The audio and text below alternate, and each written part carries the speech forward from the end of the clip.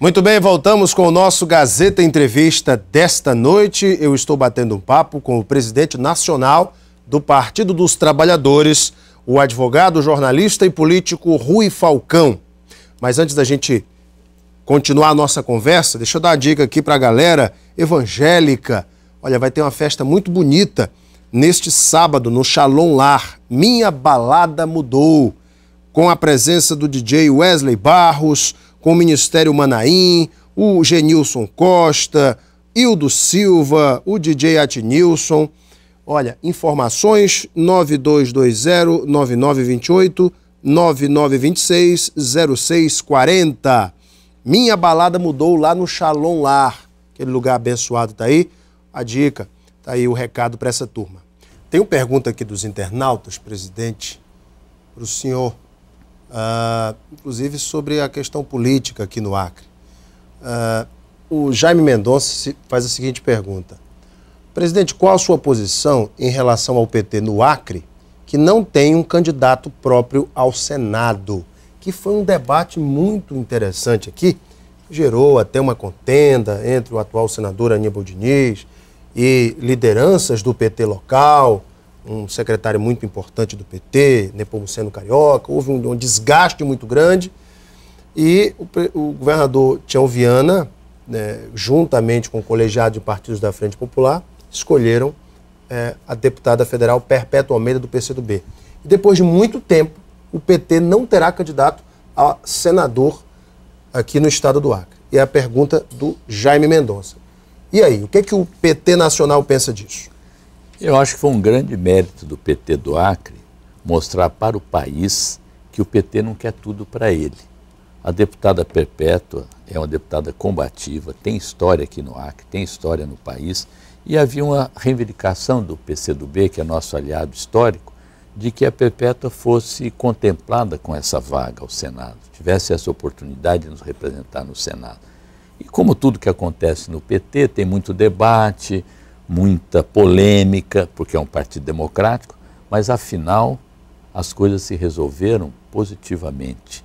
E eu tive a oportunidade, inclusive, de falar com o senador Aníbal há pouco tempo e valorizar o gesto dele, que teve desprendimento, aceitou a substituição de uma vaga que praticamente lhe garantiria a eleição e fez mais, abdicou de ser candidato a deputado federal, porque já havia uma espécie de coalizão aqui, de alocação de espaços para os partidos da Frente Popular, e não vai se candidatar a nada. E está sereno, está tranquilo, está desempenhando o final do seu mandato. Então, acho que isso aqui nós estamos levando, inclusive, para o resto do Brasil. Para falar, olha, quando tiver um aliado mais bem situado nas pesquisas, que pode nos representar tão bem, que tem compromisso com a luta popular, não precisa ser o PT. Pode ser o PCdoB, pode ser o PRB, pode ser o PDT, aqueles que compartilharem o projeto que nós defendemos para o Brasil. O PT no Acre também passou recentemente pelo seu processo de eleições diretas. O PED foi eleito para o diretório regional estadual o professor Hermício Sena, que disputou com o deputado federal Cibá Machado, que muitos dizem tem um carinho muito grande da presidente Dilma. A minha pergunta é o seguinte: o PT, pela votação que teve Cibá Machado, uma votação expressiva dentro da militância petista, fala-se que o partido precisa voltar a se alinhar, a ter um discurso uníssono e trazer de volta uma parcela da juventude, inclusive está desmotivada politicamente. Como é que o senhor vê esse momento do PT aqui no Acre? Bom, primeiro eu fiquei muito feliz com a eleição do Hermício, que tem uma história no PT, é professor universitário, tem todas as credenciais para dirigir o nosso partido. Sei também que ele, imediatamente após o PED, fez toda uma composição na executiva do partido para que os setores que defenderam a candidatura do Cibá também contribuam para o trabalho de crescimento do PT, e eles estão fazendo isso. E é verdade que o deputado Cibá Machado é muito querido pela presidenta e muito querido por mim também, inclusive porque me apoiou aqui na eleição do Acre, onde eu tive a maior votação proporcional do país. Tive apoio do Hermício e apoio do Cibá.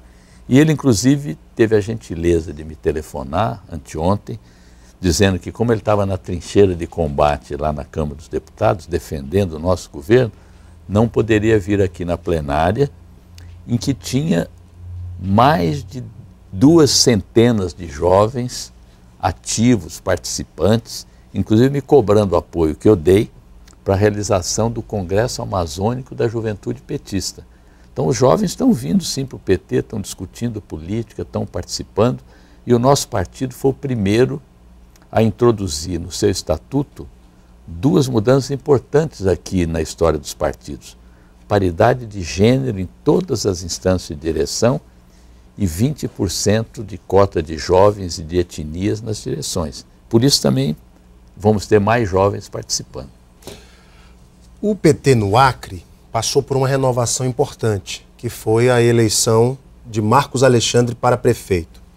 Ele veio de um percentual de 6% de intenções de voto, virou o jogo durante a campanha e se tornou prefeito de Rio Branco, batendo o candidato do PSDB, o ex-prefeito de Acrelândia, Tião Bocalon.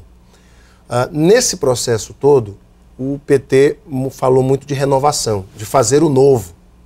E o partido enfrentou recentemente o julgamento do Mensalão, com as prisões de Dirceu, de Delúbio, de Genuíno, e que recentemente foram inocentados do crime de quadrilha, formação de quadrilha. Enfim, como é que o PT está fazendo essa renovação em nível nacional e levando essa renovação para os estados? Bom, primeiro, essa cota da juventude já é um estímulo para a renovação geracional. Segundo, nós estamos fazendo agora um grande encontro com jovens de todo o país, procurando debater questões culturais, questões do lazer, do futuro, das utopias da juventude, da renovação do país, e temos tido sucesso nesse movimento, né? Com relação à ação penal 470, que você mencionou, eu acho que a cada dia, e hoje nós tivemos a absolvição do João Paulo Cunha da condenação do crime de lavagem de dinheiro, que nós sempre dissemos que nunca existiu, vai ficando mais claro para a população e vai abrindo espaço para um debate mais profundo sobre o que foi efetivamente a ação penal 470.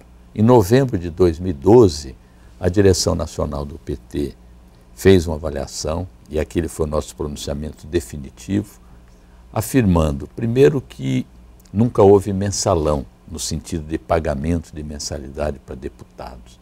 Segundo, que nunca houve utilização de recursos públicos no financiamento das campanhas eleitorais. Mas o PT admite o Caixa 2.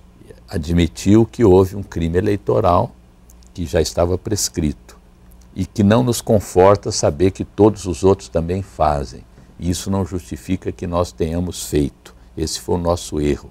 Mas um erro que não justificava aquele julgamento, que não justificava aquelas acusações infundadas, sem provas, e também dissemos que ninguém do PT enriqueceu pessoalmente, ninguém se apropriou de dinheiro público e que aquele julgamento foi um julgamento político.